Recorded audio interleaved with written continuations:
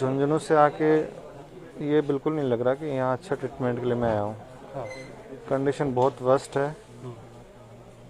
Ward आप देख ही रहे हो, स्टाफ भी पता नहीं कहाँ क्या कैसे, टॉयलेट्स इतने गंदे हैं, जा ही नहीं सकते आप उनके अंदर। तो ये एसएमएस की हालत आप देख लीजिए, और इस नाम पे यहाँ भेजा गया है कि अच्छे इलाज के लिए तबीयत खराब है। किस कानून के तहत हाउस अरेस्ट करेंगे? क्या गुनाह किया मैंने? एंटी नेशनल एलिमेंट हूँ मैं? देशद्रोही काम किया है? क्या किया है? कर सकते हैं ये लोग, पर जनता इनको पूछेगी, जवाब देना पड़ेगा। किस बुनियाद पे हाउस अरेस्ट कर रहे हैं? विकास जी, जैसे कि झुंझुनू से आपको जयपुर रेफर किया गया था, तब बताया गया था कि तबीयत आपकी अचानक खराब हो गई है, इसलिए आपको बेहतर इलाज के लिए यहाँ जयपुर एसएमएस अस्पताल में भर्ती कराया जा रहा है। लेकिन जिस तरह से सामान्य से वार्ड में रखा जा रहा है, क्या ये सरकार सिर्फ वहाँ से आंदोलन को भटकाने के लिए जयपुर रेफर किया है, या फिर वाकई इलाज की परवाह है?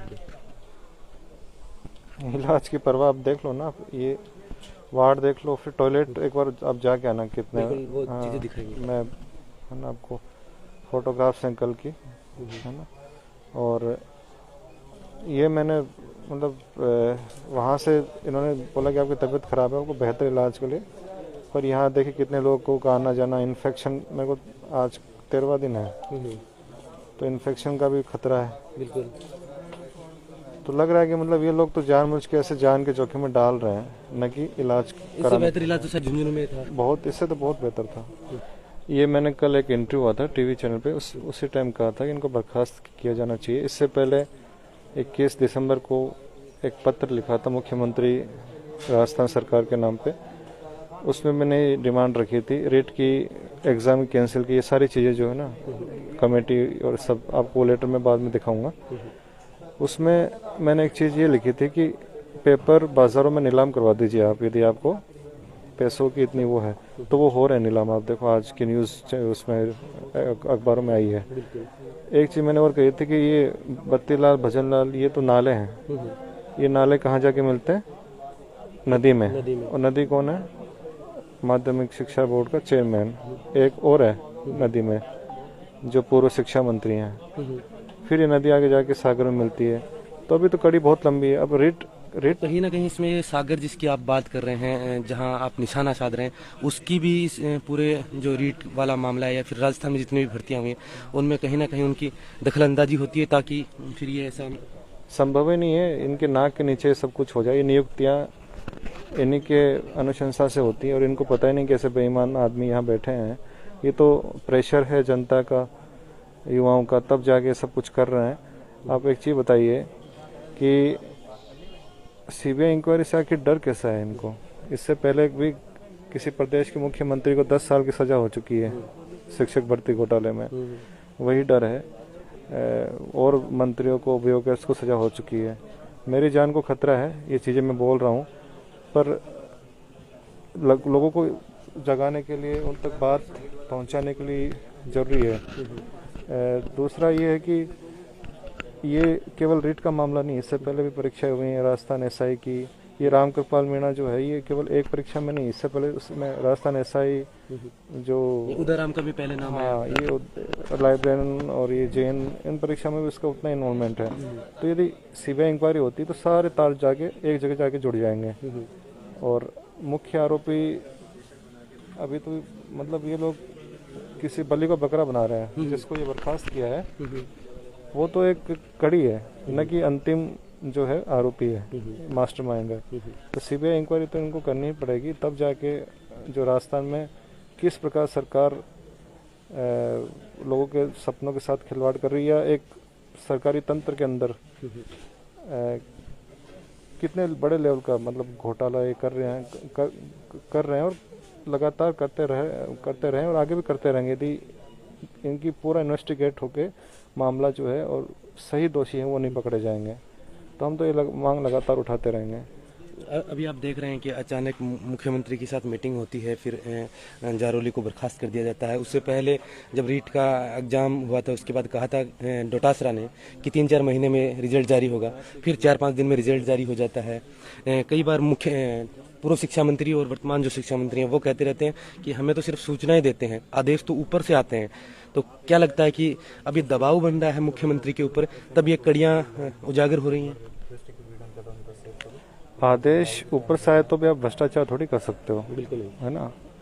ऊपर से अधिकारी बोलेगा कि नहीं ये तुम पैसे खाओ, इसमें बेईमानी करो, तो करता है तो इसका मतलब भ्रष्टाचार ही हुआ, वो नीचे वाला भी करता है। तो ये कड़ियां तो जुड़ी रही हैं। मैं आपको शुरू से कह रहा हूँ, पहले दिन से कह रहा हूँ कि सीबीआई इंक्वायरी होने के बिना ये लोग बिल्कुल नहीं पकड़े जाएंगे, और सीबीआई इंक्वायरी बिल्कुल नहीं करना चाहेंगे, क्योंकि सीबीआई इंक्वायरी इनके अगेंस्ट जा रही है। यदि ये साफ सुथरे होते, इनके दाग नहीं होते, तो सीबीआई इंक्वायरी करवाने में इनको कोई दिक्कत नहीं। ये वही सीबीआई इंक्वायरी करवाते हैं जिनमें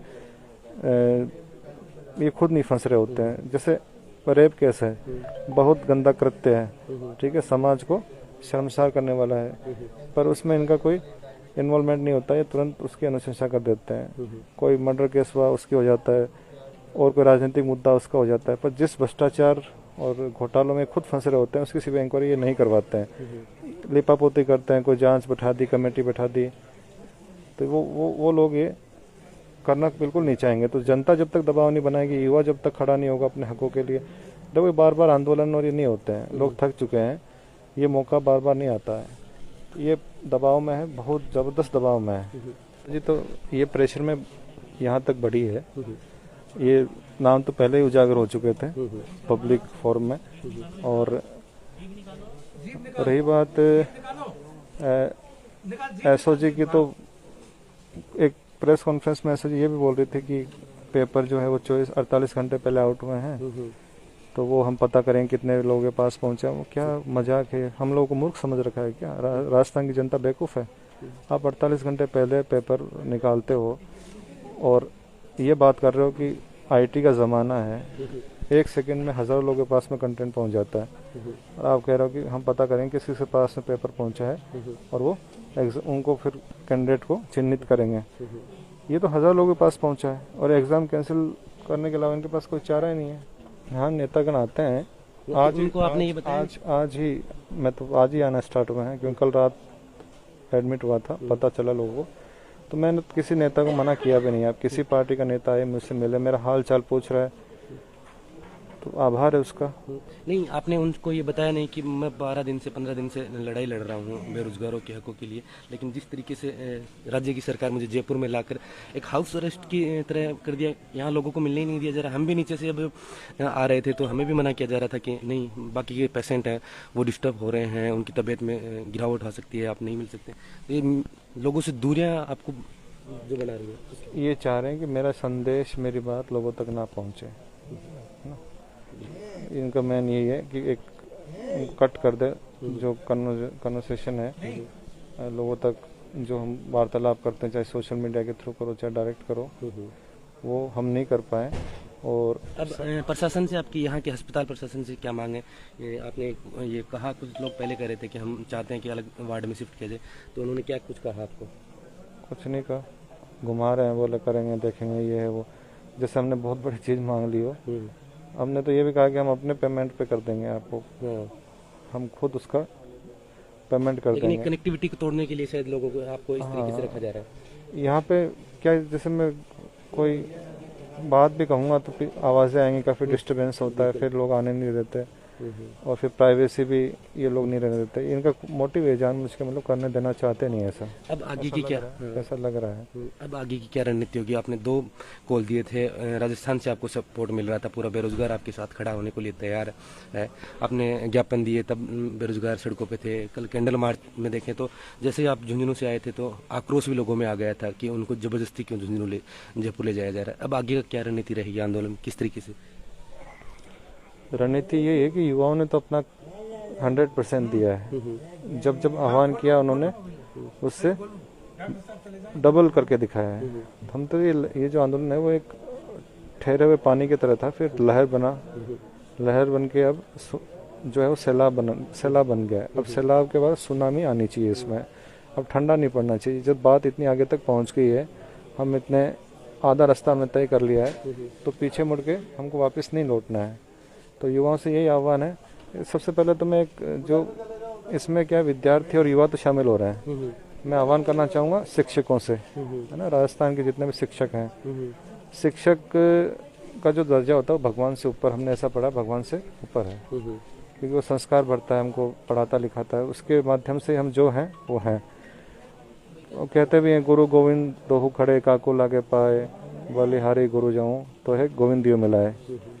तो जो शिक्षक हैं गुरुओं को भी सामने आना चाहिए, अपने विद्यार्थियों जो कोचिंग चलाते हैं उनको भी कहना चाहिए कि देखो सिस्टम भ्रष्ट हो जाएगा तो फिर आपको कोई पूछने वाला नहीं है, आपकी कोचिंगों को कोई पूछने वाला नहीं है।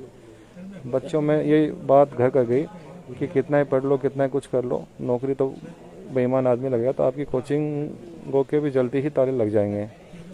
अभी भी आप देख रहे हैं कि जारोली को बर्खास्त कर दिया है, उनकी मांग हो रही है कि गिरफ्तार भी उनको किया जाए। सीबीआई जांच से नीचे क्या आपके सरकार के साथ कोई समझौता हो सकता है, या फिर वही मांग अंतिम रहेगी आपकी जो पहले 5 मुख्य मांगी थी?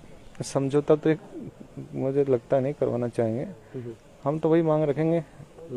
आंदोलन ये चल रहा है, आगे की रणनीति और होगा तो हम उस पर मैदान में भी उतरेंगे, पर आंदोलन इसी के लिए करेंगे। बिल्कुल, बहुत बहुत धन्यवाद।